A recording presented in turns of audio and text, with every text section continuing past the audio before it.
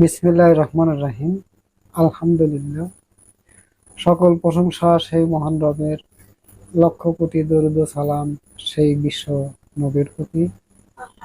আজ শুক্রবার, প্রত্যেক সপ্তাহের ন্যায় মুর্শিদ আমিরে আদম নূরের তরফ থেকে সাপ্তাহিক জলসা অনুষ্ঠিত হয়। এই জলসার দিন ইসলাম ধর্মের ভাই এবং বোনদের প্রতি জানাই সালাম, সবার প্রতি জানাই সালাম। আসসালামু আলাইকুম ওয়া রাহমাতুল্লাহ।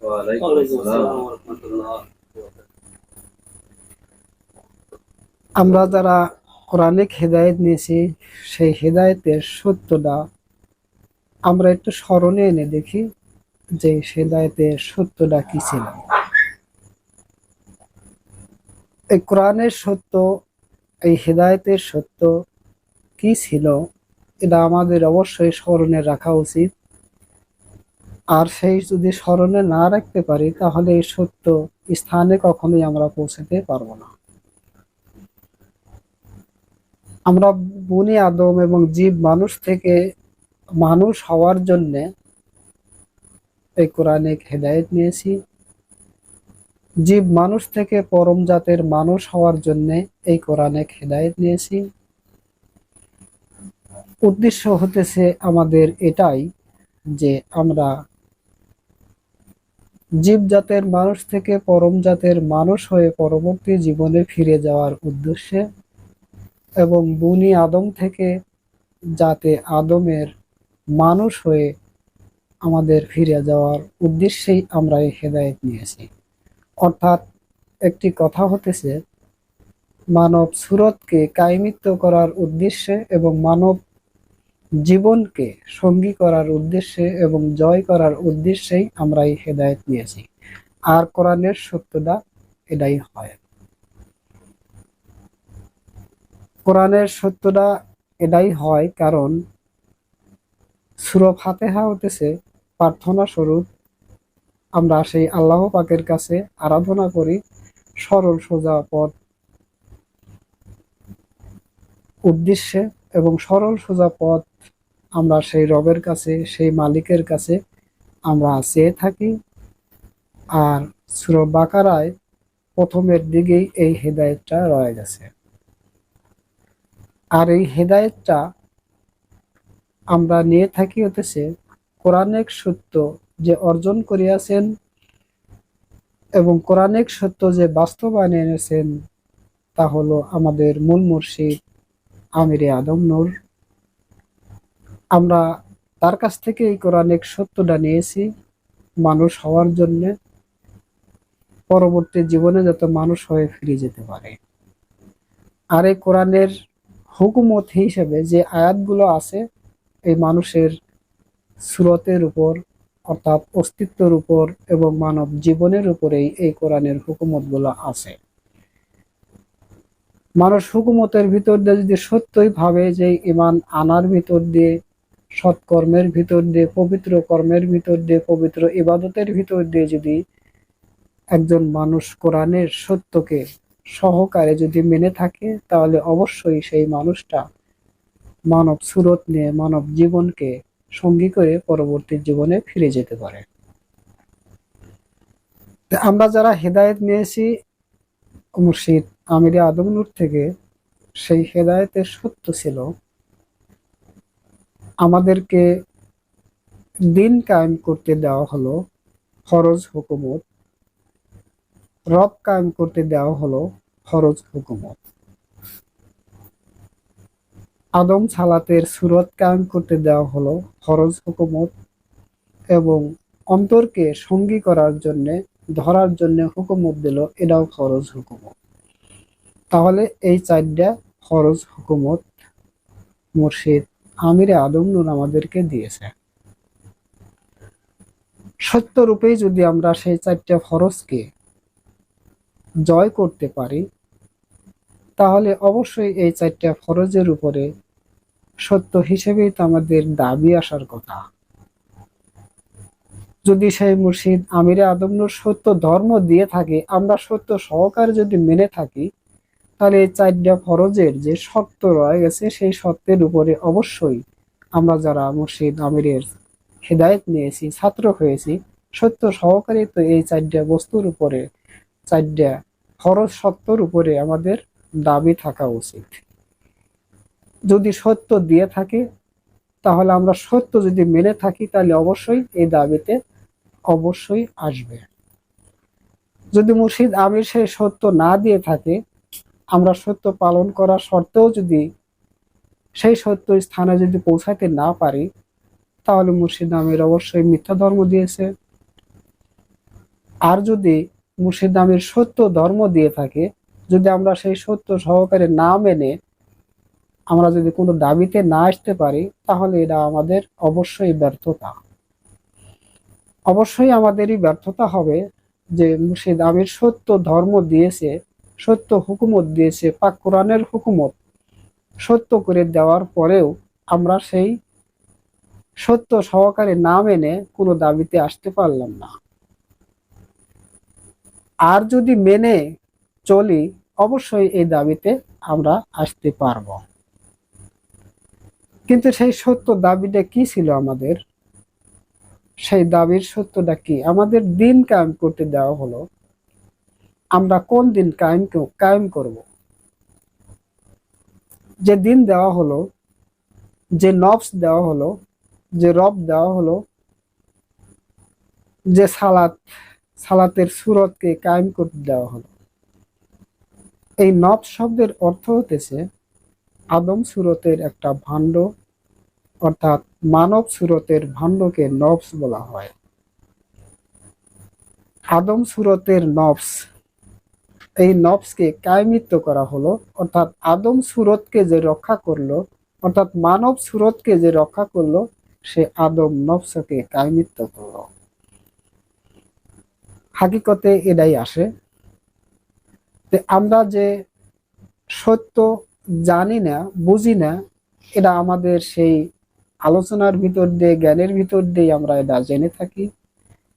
এই নফসের যে জীবন আছে, নূর আছে, আলো আছে, অবশ্যই এই আদম ভান্ডের নফসের ভিতর দিয়ে, আদম সুরতের নফসের ভিতর দিয়ে আদম নূরের আলো প্রজ্বলিত হয়। ইহা সত্য। আদম নূরের রব কায়েমিত্ব করলেন মুর্শিদ আমির, আদম নূরের দিন কায়েমিত্ব করলেন মুর্শিদ আমির, আদম নূরের নফস কায়েম করলেন মুর্শিদ আমির, আদম নূরকে কায়েম করলেন মুর্শিদ আমির। আর অবশ্যই সেই মুর্শিদ আমির এ পরিচয় দিয়েই প্রকাশ করছেন। আমরা এটা সবাই জানি যে মুর্শিদ আমির যে পরিচয় বিশ্বের মাঝে প্রকাশ করছেন, সেটা আমরা সবাই জেনে থাকি। তাহলে এবার আমরা যারা মুর্শিদ আমির থেকে রব নিয়েছি, আমির থেকে দিন নিয়েছি, আমির থেকে নফস নিয়েছি, তাহলে এবার আমরা কোন দিনের দাবিতে আসব, কোন নফসের দাবিতে আমাদের আসা উচিত, কোন রবের দাবিতে আমাদের আসা উচিত, এটা আপনারা যারা হেদায়েত নিয়েছেন, যদি সত্য সহকারে মেনে থাকেন, তাহলে অবশ্যই আপনারা এই সত্যটা জানতে পারবেন। আর যদি সত্য সহকারে মেনে না থাকেন, তাহলে অবশ্যই আপনারা কোনো কিছুই জানতে পারবেন না, এবং এই সত্যকে বিচার করার জ্ঞানও আপনাদের ভিতরে থাকবে না। কারণ এই কথাটা সত্য, আল্লাহ পাকের নূর আদম শফিউল্লাহর ভান্ডে দেওয়া হলো। এই নূর আসার আগেই যে মূর্তি এবং যে পাত্রটা বলা হয় আদম ভাণ্ড এবং আদম দেহ, তার নাম আদম শফিউল্লাহ হয় নাই ততক্ষণ পর্যন্ত যতক্ষণ পর্যন্ত আল্লাহ পাকের নূর তার ভান্ডের ভিতরে প্রবেশ করা হয় নাই। আল্লাহ পাকের নূর যখন আদম ভান্ডের ভিতরে প্রবেশ করলেন, তখন সেই নূরের নাম প্রকাশ করা হলো আদম শফিউল্লাহ নামে। এখানে একটি কথা, আল্লাহর নূর আদম ভান্ডে দেওয়ার পরে সেই নূরের নাম পরিবর্তন করা হলো আদম শফিউল্লাহ নামে, কিন্তু ওই নূরের নাম আল্লাহ নামে পরিচিত হলো না আদম ভান্ডের ভিতরে। তাই কি হয়েছে? তবে অবশ্যই এটা নামের পরিবর্তন হয়ে গেল। আর সেই নূরই মুর্শিদ আমির কায়েমিত্ব করলো, সেই রবি মুর্শিদ আমির কামিত্ব করলো, সেই দিনই মুর্শিদ আমির কামিত্ব করলো, করার পরে পরিচয় এসে দাঁড়ালো। আর সেই নূর আর সেই রবই আমাদেরকে হেদায়েতের ভিতরে দেওয়া হলো। তাহলে এবার আদম নূরের সত্য অর্থাৎ আল্লাহ পাকের সত্য প্রকাশ করলেন কে? মুর্শিদ আমিরে আদম নূর। মুর্শিদ আমিরের ভিতর দিয়ে, মুর্শিদ আমিরের সুরতের ভিতর দিয়ে, মুর্শিদ আমিরের নামের ভিতর দিয়ে প্রকাশ করা হলো আদমের নূর, আদমের দিন, আদমের রব। তাহলে এবার সত্য সহকারে আপনারা বুঝলেন, জেনে নেন যে আমরা যারা মুর্শিদ আমিরের ছাত্র হয়েছি, সন্তান হয়েছি, তাহলে আমরা কোন রবের রাবি হব। যাহা সত্য, আমি সেই মুর্শিদ আমিরের নফস থেকে কথা বলছি, এবং সেই আমি আমিরের দিন থেকে দেহে কথা বলছি, এবং আমিরের রব থেকে আমি কথা বলছি। আমি নফসের জাতে আমির। আমি আমার সেই রবের তরফ থেকে এই সত্যটা প্রকাশ করছি, যাহা আমিরের সত্য, মুর্শিদ আমিরের যাহা সত্য সেটাই প্রকাশ করছি। আপনারা কর্ম করে দেখেন, ইবাদত করে দেখেন যে আপনার রবকে, আপনার দিনকে কে দিন দেখায় আপনাকে, আপনার রবকে, আপনার সেই নফসটাকে আপনি দেখেন। যদি আমির নামের পরিবর্তে যদি কোনো কিছু দেখাতে পারেন, তাহলে অবশ্যই আমার সামনে আইসা প্রকাশে, সামনে আলোচনায় আমরা আমরা আমরা ভাই ভাই বসে আলোচনা সাপেক্ষে কোনটা সত্য কোনটা মিথ্যা অবশ্যই আমরা প্রমাণে এসে যাব। কারণ দিন নিয়েছি মুর্শিদ আমিরের কাছ থেকে, রব নিয়েছি আমিরের কাছ থেকে, নফস নিয়েছি আমিরের কাছ থেকে। কিভাবে সম্ভব সেই আদম নফসের উপরে যাওয়া, আদম নূরের উপরে যাওয়া, আদম সেই দিনের উপরে যাওয়া? এটা কিভাবে সম্ভব? কখনোই সম্ভব নয়। এই যে আপনারা বলেন, বক্তব্যের ভিতরে রাখেন মুর্শিদ আদম নূর, এই মুর্শিদ আদম নূরের অর্থটা কি? এই সত্যটা কি আছে? মুর্শিদ আদম নূরটা কে? আর আমি বলছি মুর্শিদ আমিরে আদম। মুর্শিদ আমিরে আদম নূর এটাই সত্য, এবং মুর্শিদ আদম নূর যে বলা হয়েছে এটা কখনোই সত্য নয়। এই মুর্শিদ বাদ দিয়ে আদম নূর বলেন, দেখেন কে দাঁড়ায়, কে? এই মুর্শিদ আদম নূর, এই মুর্শিদ বাদ দিয়ে আদম নূরের কথা বলেন, সে কে? এখানে আদম নূরের অর্ধেক নাম নয়, আদম শফিউল্লাহ। তাহলে এই মুর্শিদ নামটা যদি কেটে দেই, তাহলে আদম নূর আসে, সেটা হতেছে আদি পিতা আদম শফিউল্লাহ। এরা সমগ্র পৃথিবীর শেষ মানুষটার জন্যও সেই আদি পিতা আদম শফিউল্লাহ, আদম নূর। আমাদের আদি পিতা আদম শফিউল্লাহ, আদম নূর, ইহাই সত্য। কিন্তু সেই আদম নূর হতেছে শফিউল্লাহ শব্দের অর্থ, শফিউল্লাহ শব্দের অর্থ সাফায়াতকারী। কি সাফায়াত করলেন? এরা মুর্শিদ আমিরে আদম নূর অনেক আগেই বক্তব্যের ভিতরে কিছু আলোচনা রাখছেন। সাফায়াত শব্দের অর্থ হতেছে সকল সৃষ্টিকে মানব আকৃতি সুরতে প্রকাশে আনছেন সেই আদি পিতা আদম শফিউল্লাহ, এবং আদি পিতা আদমের সঙ্গিনী যিনি, যাকে মা হাওয়া বলা হয়। এই দুজন মিলে, এই নারী এবং পুরুষ মিলে, সেই আদি মাতা এবং আদি পিতা মিলে সকল সৃষ্টিকে মানব আকৃতি সুরতে পৃথিবীতে প্রেরণ করেছেন এবং প্রকাশে আনছেন সেই আদি পিতা আদম শফিউল্লাহ। এবং পৃথিবীর শেষ মানুষটা পর্যন্ত এই আদি পিতা আদম শফিউল্লাহ মাধ্যম দিয়ে এই পৃথিবীতে মানব জন্ম চলবে এবং থাকবে। আদি পিতা আদম শফিউল্লাহ তো সেই তার ধর্মটা প্রকাশ করে যায় নাই, আর তার সকল সত্য ধর্ম, সকল সত্য ঘটনা, আল্লাহ পাকের সত্য সকল প্রকাশ মুর্শিদ আমিরের মাধ্যম দিয়ে প্রকাশ হয়েছেন। এরা কেহই অস্বীকার করতে পারবেন না, কারণ মুর্শিদ আমিরের ভিতর দিয়ে আল্লাহ পাকের সত্য অর্থাৎ আদম শফিউল্লাহর সত্যকে প্রকাশ করা হয়েছে মুর্শিদ আমিরের ভিতর দিয়ে। আর কারো ভিতরে নয়। এই বিশ্বের ভিতরে মুর্শিদ আমির যে চ্যালেঞ্জ করছেন, মুর্শিদ আমির যে সত্য প্রকাশ করছেন, তা মুর্শিদ আমিরের রব থেকে আল্লাহ পাকের সত্য এবং আদম নূরের সত্য প্রকাশ হয়েছে মুর্শিদ আমিরের রব থেকে, আর কারো রব থেকে নয়।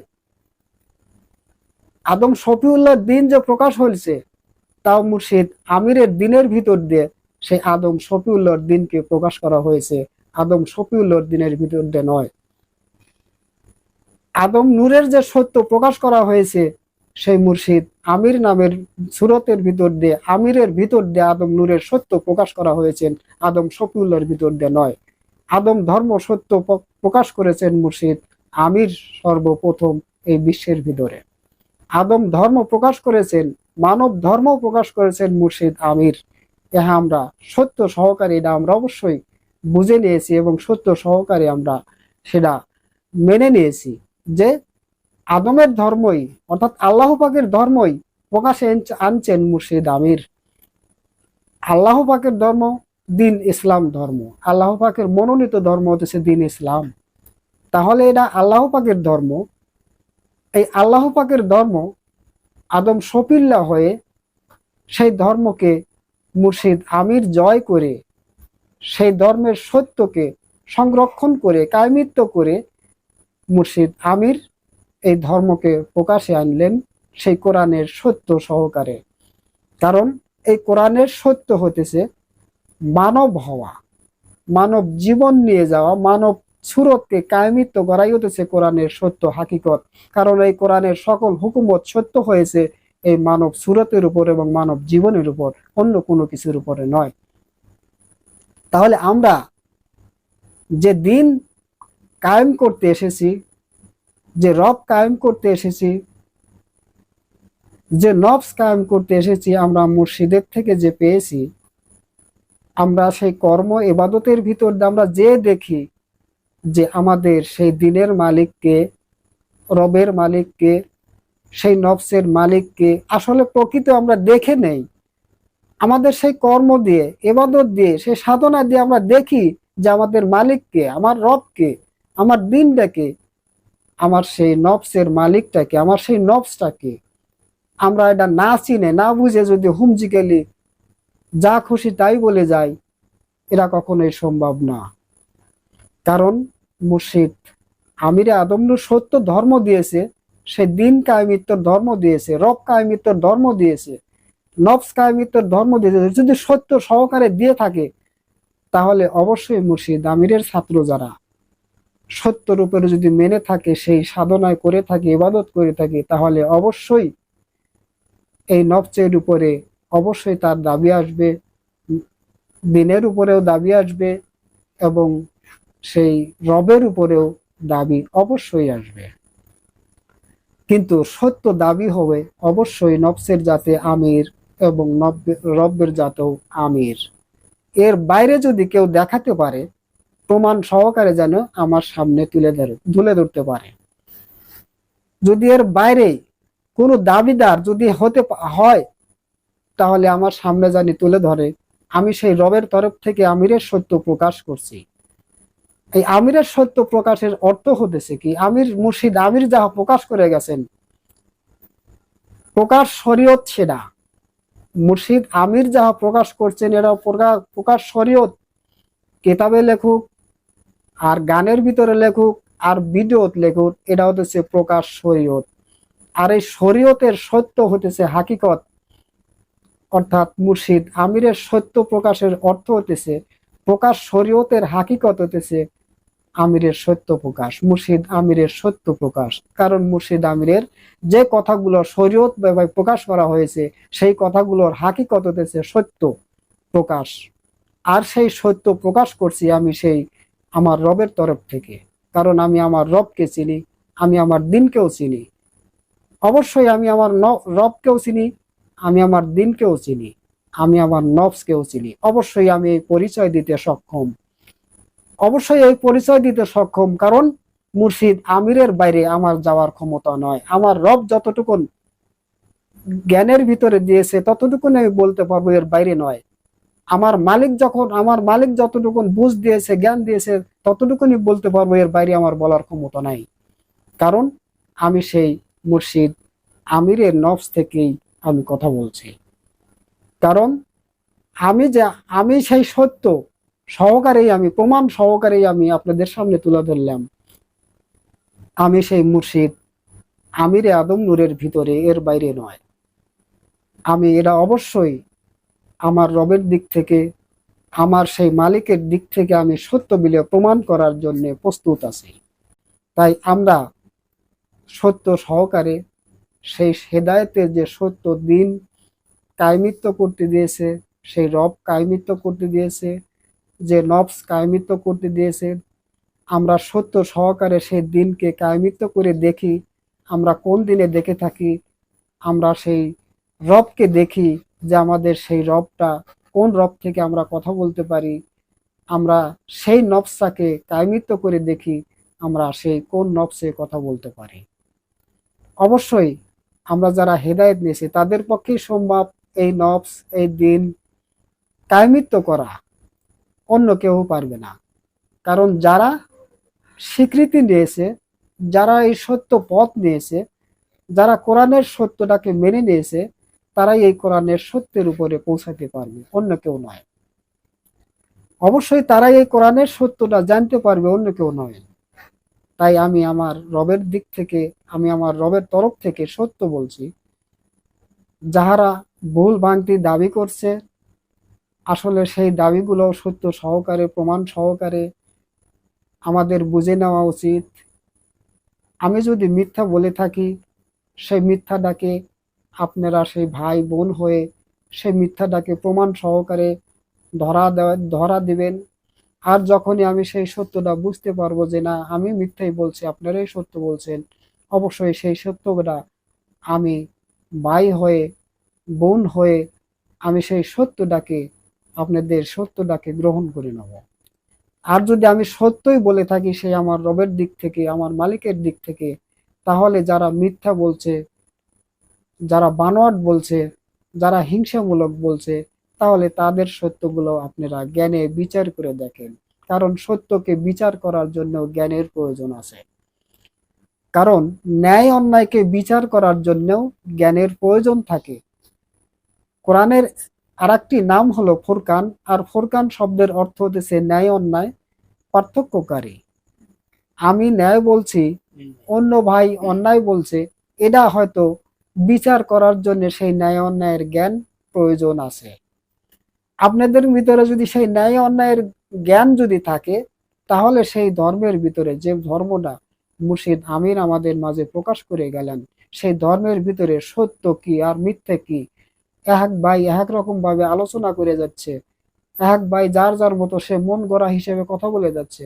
কিন্তু না, মন গড়া হিসেবে যদি কেউ কথা বলে থাকে, তাহলে অবশ্যই সেই আমরা যে ভাই বোন আছি, আমরা সেই বিচারের সম্মুখীন অবশ্যই আমরা করে নেব যে কোন কথা সত্য আর কোন কথা মিথ্যা। এরা অবশ্যই আমাদেরকে বিচার করার দায়িত্ব, কর্তব্য আমাদের আছে ভাই বোন হিসেবে। কারণ এক এক ভাই অন্য ভাই ক্ষতির ভিতরে যাবে, আর আরেক ভাই দেখেও চুপ করে থাকবে, ইহা কখনোই সম্ভব নয়।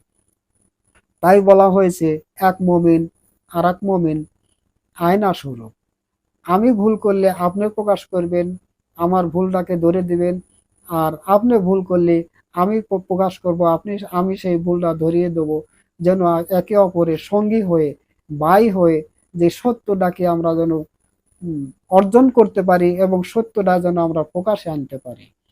আমরাই যদি সেই হিংসা নিন্দার ভিতরে থাকি, সেই কুমন্ত্রণার ভিতর থাকি, অন্যায় অসতের ভিতর থাকি, কিভাবে একটা সৎ মানুষটাকে আমরা পরিমাপ করতে পারবো যে হ্যাঁ সৎ বলছে এবং সত্য বলছে এবং পবিত্র কথা বলছে, পবিত্র নির্দেশের ভিতরে সে আছে। আমরা সে নিজেরাই সৎ হই এবং পবিত্র হই, তাহলে অবশ্যই অপর মানুষকে জ্ঞান বিচারে সত্য এবং ন্যায় এবং অন্যায়কে বিচার করার জ্ঞান আমাদের ভিতরেও তৈরি হয়ে যাবে। আমরা যেন সেই সত্য সহকারে যে ধর্ম দিয়েছে সেই ধর্মগুলো পালন করার ভিতর দিয়ে আমরা যেন সেই পরবর্তী জীবনে সেই মুর্শিদ আমিরের জাতি হয়ে, সন্তান হয়ে যেন পরবর্তী জীবনে ফিরে যেতে পারি। এই বলে আমি আমার আলোচনা এগিয়ে রাখছি। আলহামদুলিল্লাহ রাব্বিল আলামিন। আসসালামু আলাইকুম ওয়া রাহমাতুল্লাহ।